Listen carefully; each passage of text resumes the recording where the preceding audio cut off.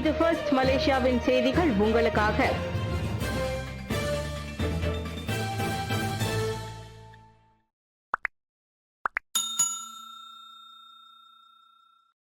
லுமூட்டில் ஹெலிகாப்டர்கள் மோதிக்கொண்ட விபத்து முழு விசாரணைக்கு மாமன்னர் உத்தரவு.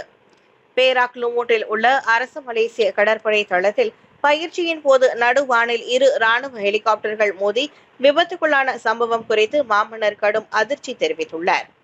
அதில் உயிரிழந்த அனைத்து 10 பேர் அவரது குடும்பத்தினருக்கு தாமும் பேரரசியாரும் ஆழ்ந்த அனுதாபங்களை தெரிவித்துக் கொள்வதாகவும் சுல்தான் இப்ராஹிம் அறிக்கை ஒன்றில் கூறினார்.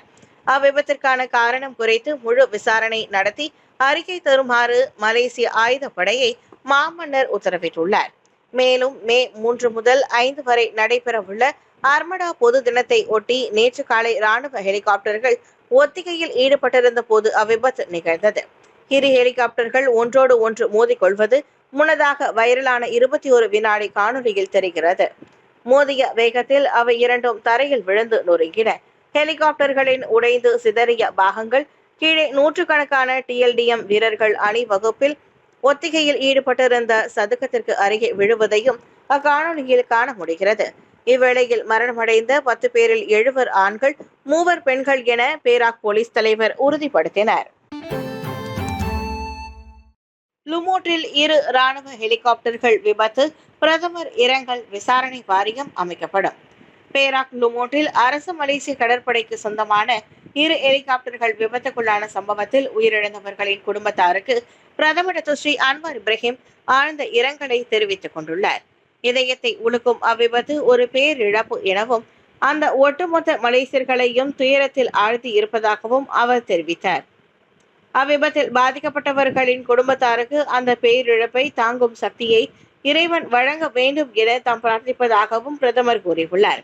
இவ்வேளையில் அவ்விபத்திற்கான காரணத்தை கண்டறிய சிறப்பு விசாரணை வாரியம் ஒன்று அமைக்கப்படும் என TLDM எனப்படும் அரசு மலேசிய கடற்படை ஓர் அறிக்கையின் வாயிலாக தெரிவித்துள்ளது.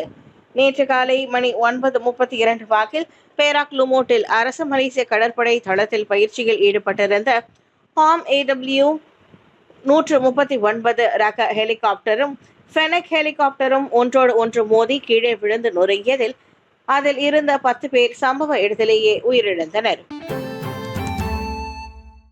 தொடர்புத்துறை அமைச்சின் அதிகாரிகள் பெயரை பயன்படுத்தி மோசடி விழிப்புடன் இருக்க பொதுமக்களுக்கு நினைவுறுத்து. தொடர்புத்துறை அமைச்சின் பெயரை பயன்படுத்தி மேற்கொள்ளப்படும் மோசடி தந்திரங்கள் குறித்து எச்சரிக்கையாக இருக்கும்படி பொதுமக்கள் நினைவுறுத்தப்படுகின்றனர். அமைச்சின் அதிகாரிகள் என கூறிக்கொண்டு ஆள்மாறாட்டம் செய்வதை அக்கும்பல் வாடிக்கையாக கொண்டுள்ளது. பொதுமக்களை நம்ப வைப்பதற்காக அமைச்சின் இணையதளத்திலிருந்து அமைச்சின் அதிகாரிகளின் முழு பெயர்கள், பதவி, கைபேசி எண் போன்ற விவரங்களை எடுத்து மோசடி கும்பல் பயன்படுத்தி வருவது கண்டறியப்பட்டதாக தொடர்புத்துறை துணை அமைச்சர் தியோனி சிங் கூறினார்.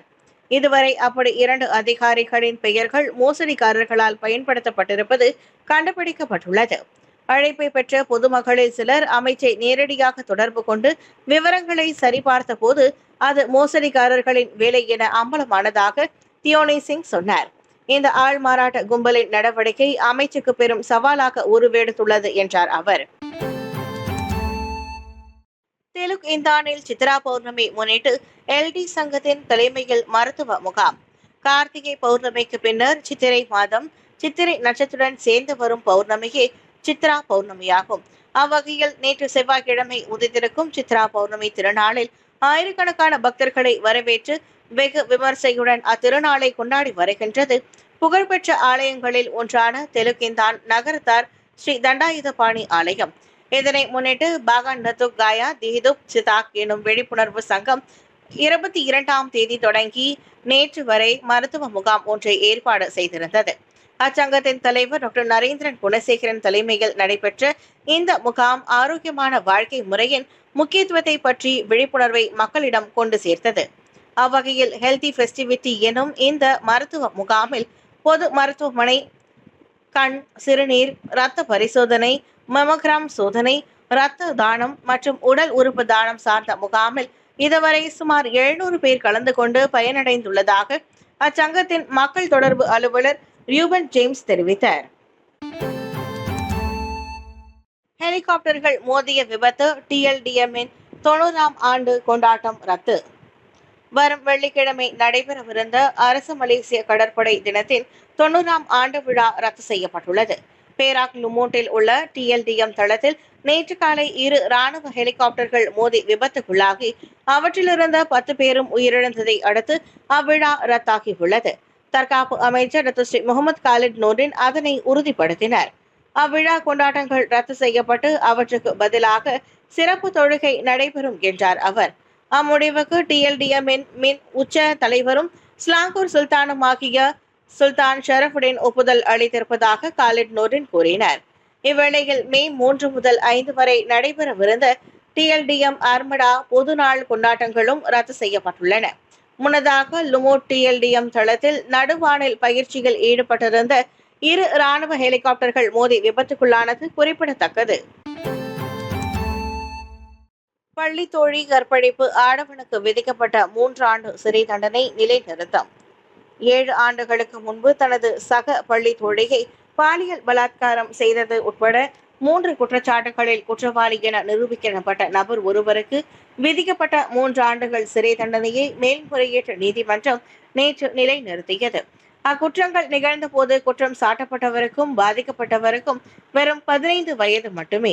அதனை கருத்தில் கொண்டு அந்த தண்டனை நிலைநிறுத்தப்படுவதாக டத்தோ ஹத்தாரியா சயீத் இஸ்மாயில் தலைமையிலான 3 மேல்முறையீட்டு நீதிமன்ற நீதிபதிகள் குழு ஒருமனதாக அறிவித்தது.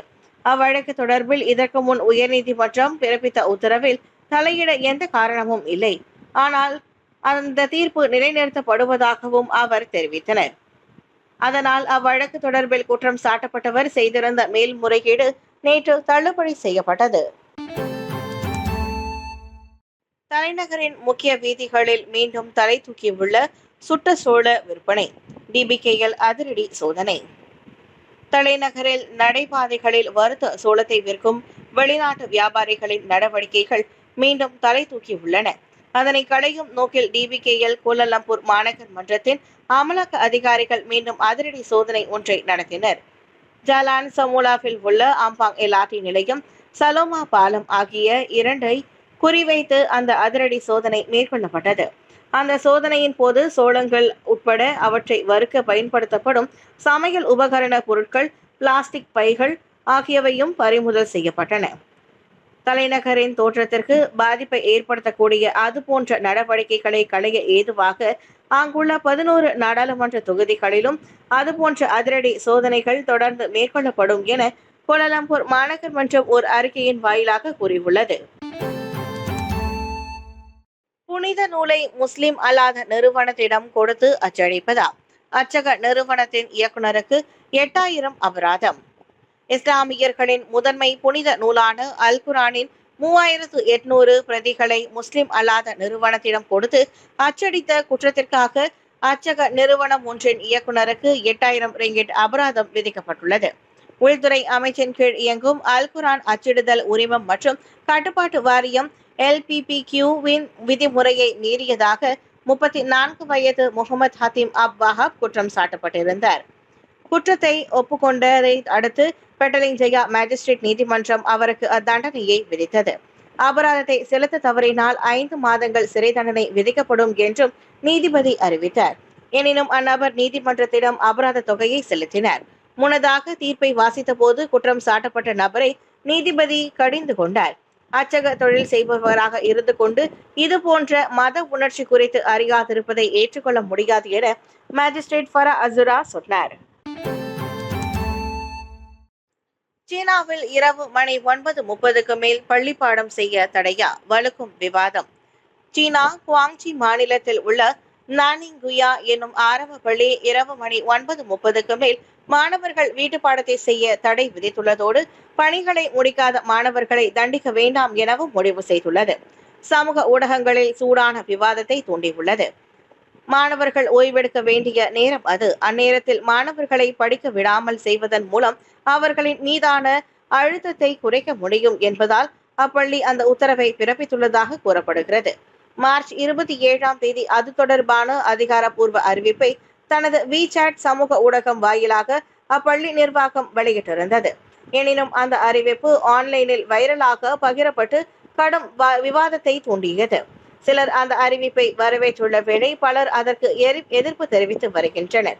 குறிப்பாக கல்வியில் பின்தங்கி இருக்கும் மாணவர்களுக்கு அது சற்றும் பொருந்தாது எனும் அளவுக்கு அதிகமான வீட்டுப்பாடம் இருக்கும் பட்சத்தில் அதனை இரவு மணி 9:30க்குள் செய்து முடிக்க இயலாது எனவும், அதிக போட்டித்தன்மையுடன் கூடிய நடப்பு சூழலுக்கு அது கொஞ்சமும் ஒத்து வராது எனவும் பலர் தொடர்ந்து அடுக்கடுக்காக அதிருப்தியை வெளிப்படுத்தி வருகின்றனர். சீனாவில் போட்டித்தன்மை வாய்ந்த கல்வி முறையில் தங்கள் பிள்ளைகள் மிளிர வேண்டும் என்று நினைக்கும் பெற்றோர்கள் அவர்களுக்கு கூடுதல் அழுத்தத்தை கொடுக்கின்றனர். புற்றுநோய் காரணி கண்டுபிடிப்பு. இந்தியாவின் 2 மசாலா தயாரிப்புகள் சிங்கப்பூர், ஹாங்காங்கில் தடை. புற்றுநோயை ஏற்படுத்தும் பொருட்கள் உள்ளடங்கி இருப்பது கண்டுபிடிக்கப்பட்டுள்ளதால் இந்தியாவில் தயாரிக்கப்படும் 2 பிராண்டுகளின் மசாலா பொருட்களின் பயன்பாட்டிற்கு சிங்கப்பூரிலும் ஹாங்காங்கிலும் தடை விதிக்கப்பட்டுள்ளது. ஹாங்காங் மற்றும் சிங்கப்பூரில் உள்ள உணவு கட்டுப்பாட்டாளர்கள் MDH மற்றும் எவரெஸ்ட் ஆகிய 2 பிரபலமான இந்திய மசாலா பிராண்டுகளின் சில தயாரிப்புகளில் புற்றுநோயை உண்டாக்கும் மூலப்பொருள் கொண்டிருப்பதாக ஆய்வில் கண்டறிந்துள்ளனர். இதனைத் தொடர்ந்து நாட்டில் உள்ள அனைத்து உற்பத்தி பிரிவுகளில் இருந்தும் மசாலா பொருட்களின் மாதிரிகளை சேகரிக்க உணவு ஆணையர்களுக்கு இந்திய அரசாங்கம் உத்தரவிட்டுள்ளது. MDH மற்றும் எவரெஸ்ட் மட்டும் இன்றி நாட்டில் உள்ள அனைத்து மசாலா தயாரிப்பு நிறுவனங்களிடம் இருந்தும் மாதிரிகள் எடுக்கப்படவும் உத்தரவு பிறப்பிக்கப்பட்டுள்ளது. ஹாங்காங் மற்றும் சிங்கப்பூர் உணவு கட்டுப்பாட்டாளர்கள் அனுமதிக்கப்பட்ட வரம்பை மீறி அளவுகளில் எத்திலீன் ஆக்சைடு அதாவது இருப்பதாக கண்டறியப்பட்டுள்ளது. அந்த 2 மசாலா பிராண்டுகளின் 4 பொருட்களான MDH-இன் தயாரிப்பில் மெட்ராஸ் கரித்தூள், சாம்பார் மசாலா மற்றும் கறி பொடியும், எவரெஸ்ட் நிறுவன தயாரிப்பில் மீன் கறி மசாலா ஆகியவையும் தடை செய்யப்பட்ட பொருட்களாகும்.